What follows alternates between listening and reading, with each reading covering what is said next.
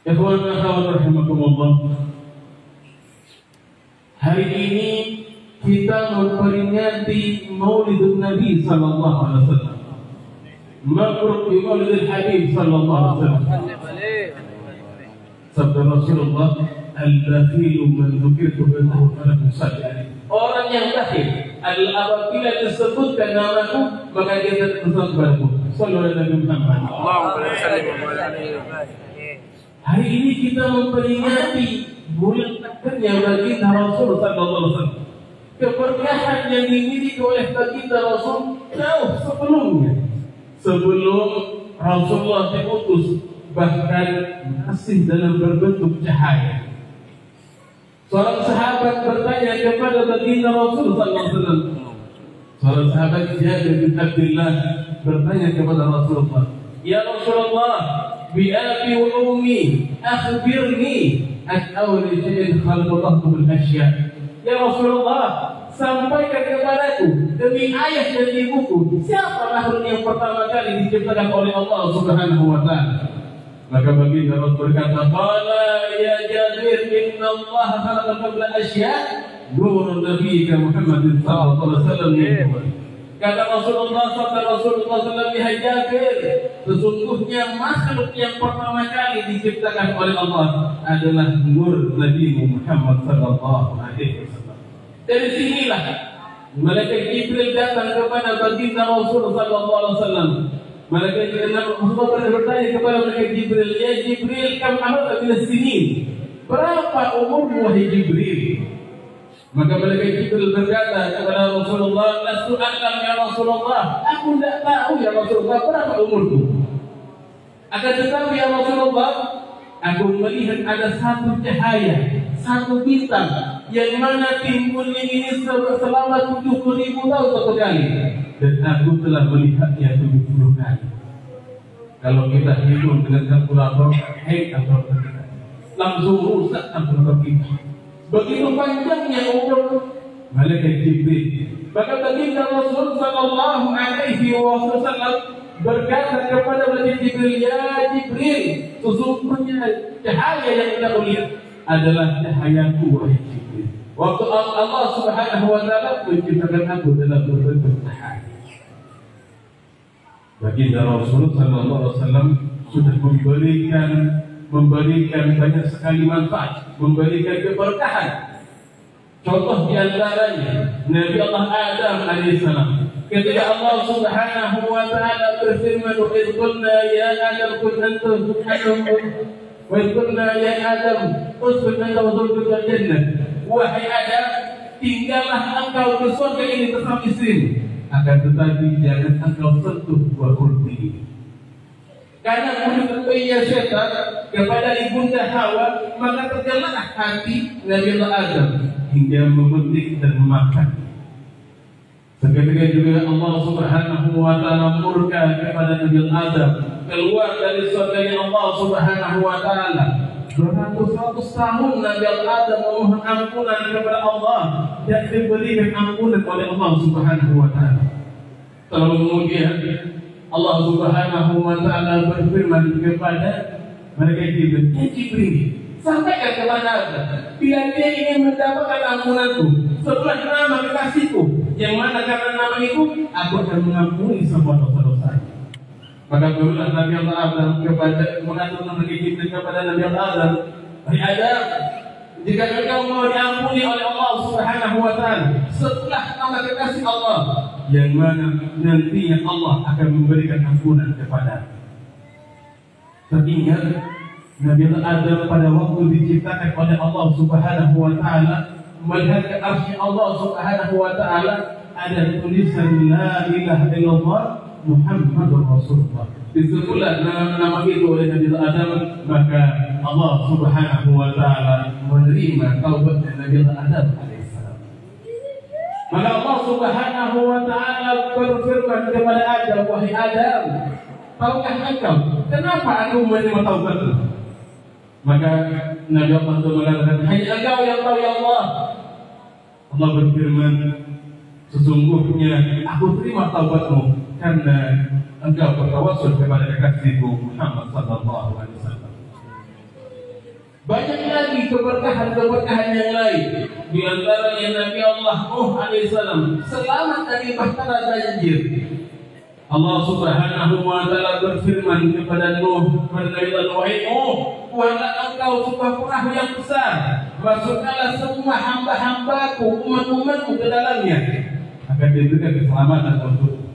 Maka dibuatlah satu bahtera yang besar oleh Nabi Allah Nuh, dimasukkan semuanya. Ketika banjir melanda, Nabi Allah Nuh merasakan ketakutan karena begitu besarnya ombak yang menghantam perahu Nabi Allah Nuh alaihissalam. Kembali Nabi Allah Nuh berkata kepada Allah, "Ya Allah, bagaimana keselamatan kami? Bagaimana ombak yang begitu besar ini, ya Allah?" Maka Allah kembali berkata kepada Jibril, "Sampaikan kepada kekasihku Nuh, bila dia ingin selamat, maka bertawassullah dia kepada baginda Rasul sallallahu alaihi wasallam." Maka Nabi Allah Nuh mengikuti perintah Allah Subhanahu wa taala, mengikuti perintah Allah, bertawassul kepada baginda Rasul sallallahu alaihi wasallam.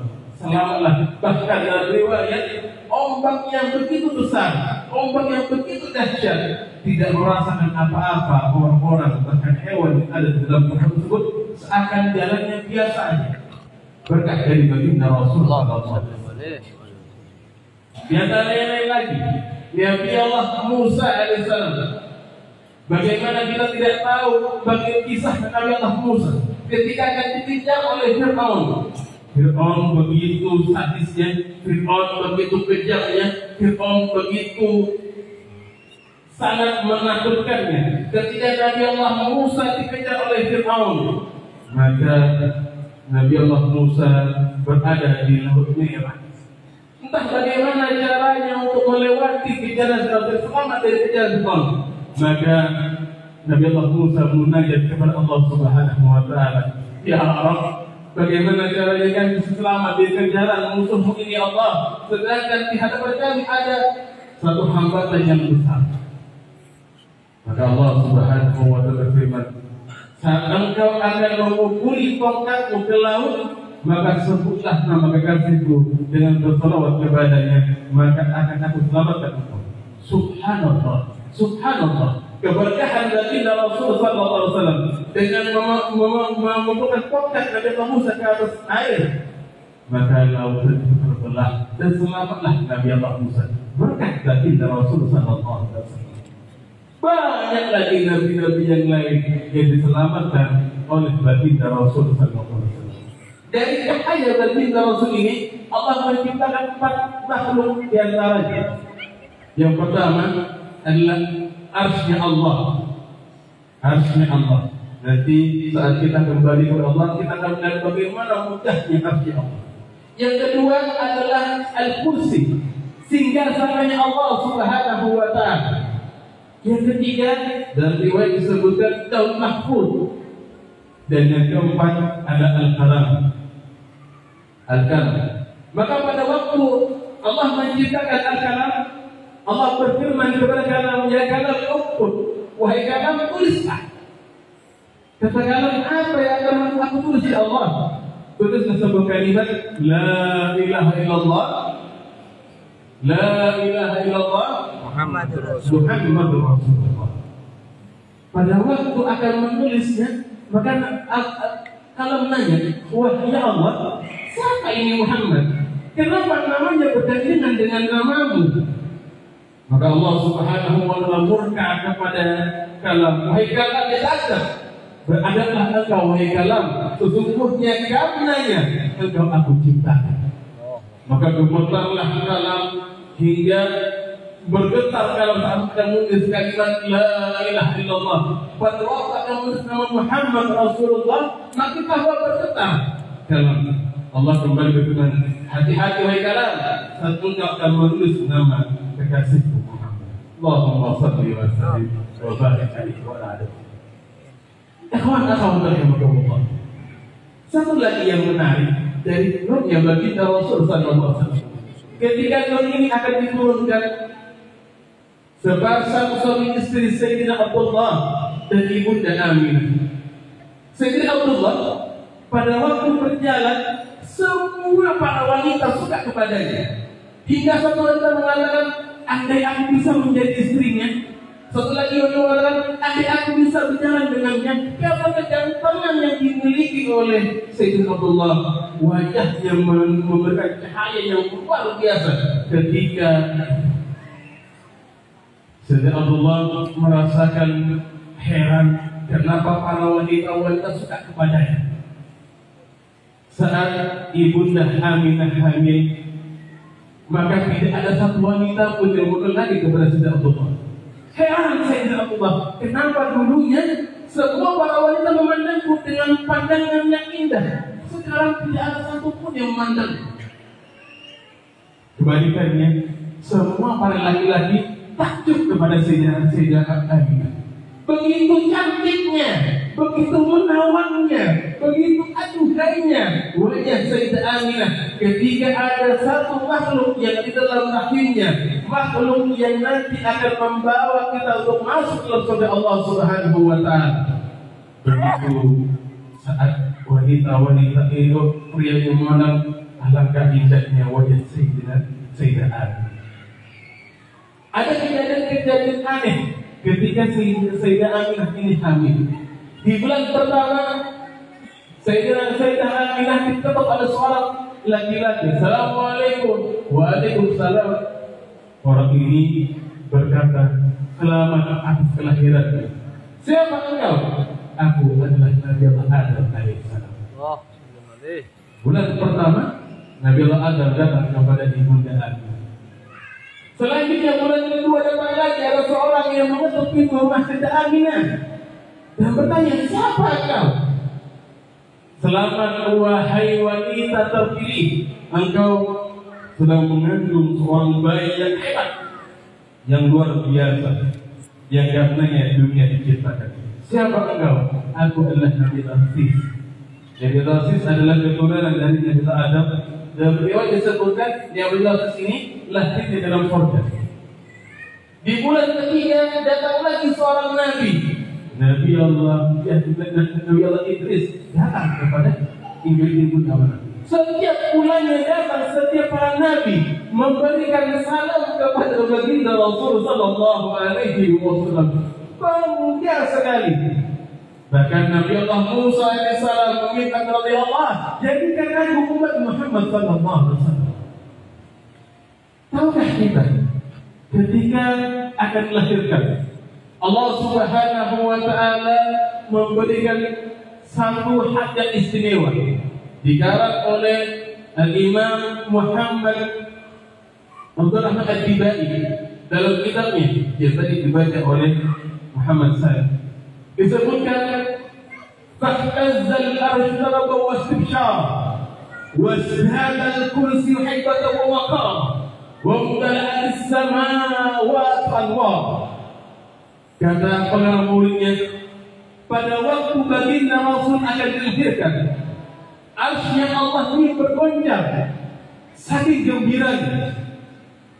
Sebuah contoh, kalau ikhwan akhwat dibilang sama guru kita, aida filu, sama guru kita, maka entah itu laki-laki atau perempuan akan merasakan bahagia yang luar biasa.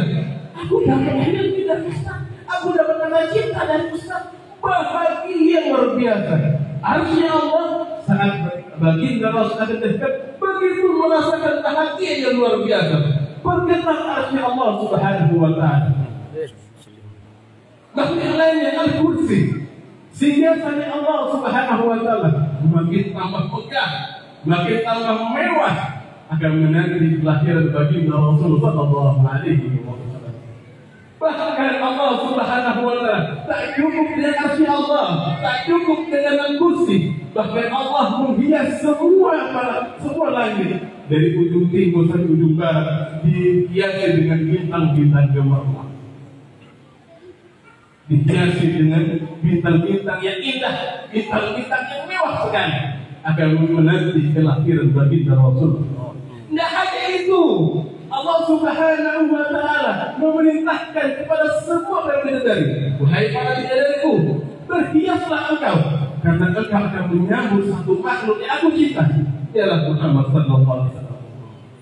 Tak cukup sampai bidadari. Allah Subhanahu wa Ta'ala memerintahkan para malaikatnya berbaris dari pintu surga pertama 37 hingga ke rumah baginda Rasul sallallahu alaihi wasallam.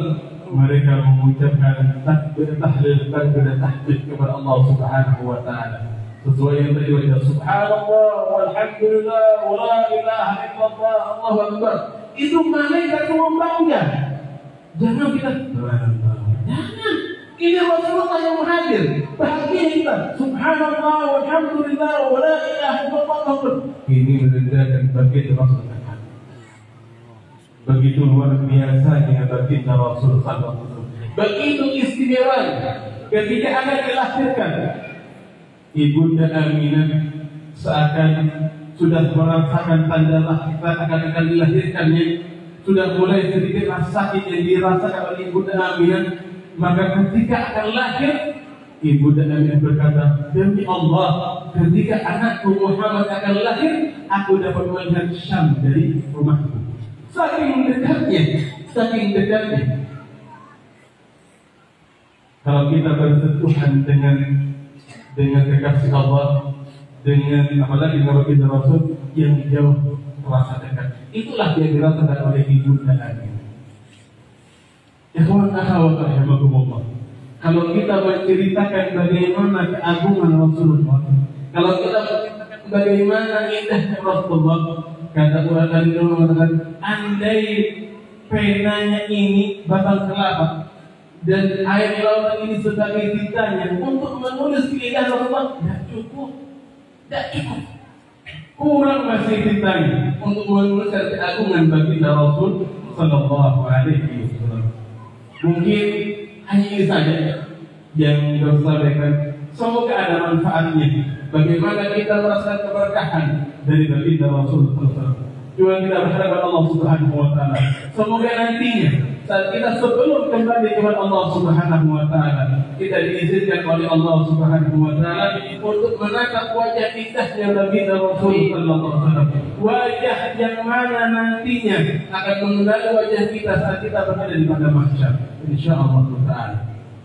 Hadirin ikhwan akhwat yang dimuliakan oleh Allah, sebelum saya tutup ceramah saya ingin menyampaikan kabar gembira buat saya dan juga buat orang-orang yang akan menjadi tamu Allah dan tamu Rasulullah.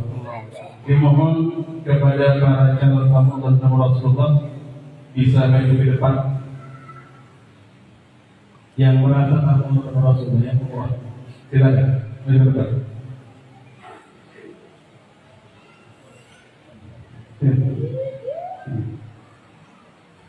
Jangan malu. Ini kita mau jadi insan kok.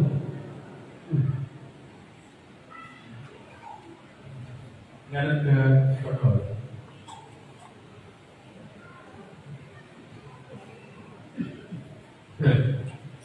Selamat kita mau. Ini salah satu di antaranya.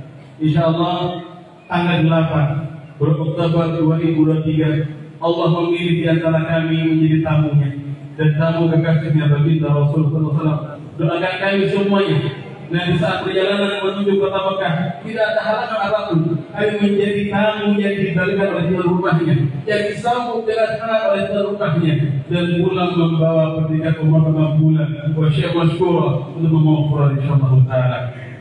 Dan semoga yang hadir semuanya, hadir yang hadir pada saat ini diizinkan oleh Allah Subhanahu wa Ta'ala di kesempatan yang akan datang untuk umrah bersama-sama kita semua insyaallah Ta'ala. Alhamdulillah. Mohon doanya kalau dan insyaallah nanti yang hadir insyaallah dapat undangan dari Allah Subhanahu wa Ta'ala. Yang akan pasti saya doakan. Jangan lupa. Ya. Pokoknya jangan lupa apa. Ya. Jadi gitu. Kalau mau umrah kalau saya. Ya. Jadi nanti akan itu saja yang saya sampaikan, kurang dan lebihnya saya mohon maaf. Jika ada kata-kata yang salah, itu datangnya dari saya pribadi. Jika ada yang benar, itu datangnya dari Allah Subhanahu wa Ta'ala. Itu saja disampaikan, kurang dan lebih mohon maaf. Assalamualaikum warahmatullahi wabarakatuh. warahmatullahi wabarakatuh.